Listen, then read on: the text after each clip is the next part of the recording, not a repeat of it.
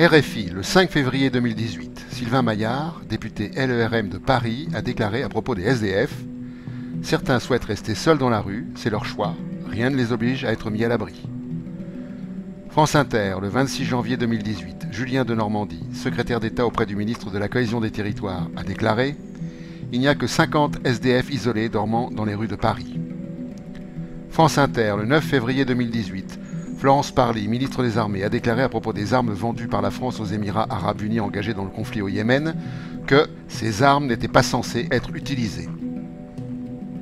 RMC, le 12 février 2018, Muriel Pénicaud, ministre du Travail, a déclaré que le burn-out n'est pas une maladie professionnelle.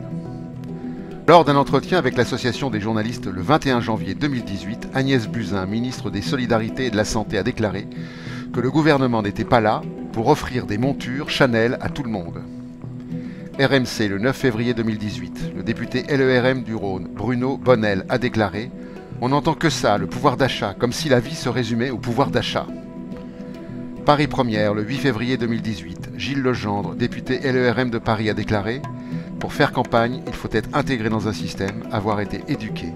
Nous ne représentons pas la France des SDF. » À Égletons, en Corrèze, le 4 octobre 2017, à propos des manifestants de l'entreprise GM&S qui dénonçaient les licenciements, Emmanuel Macron a déclaré « Il y en a certains, au lieu de foutre le bordel, il ferait mieux d'aller voir s'ils ne peuvent pas avoir des postes là-bas. »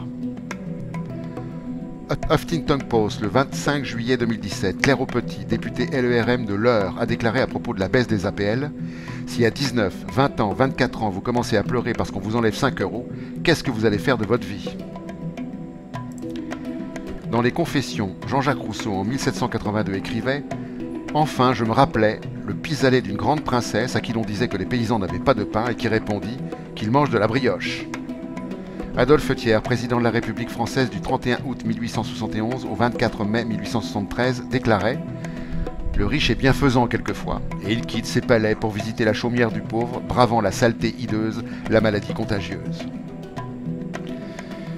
Les mots sont l'expression de la pensée.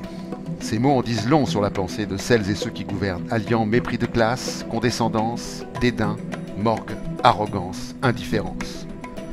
Louis XVI, roi de France, est réveillé le soir du 14 juillet 1789 à Versailles par le duc de la Rochefoucauld-Liancourt, qui lui apprit que la Bastille avait été prise et son gouverneur assassiné.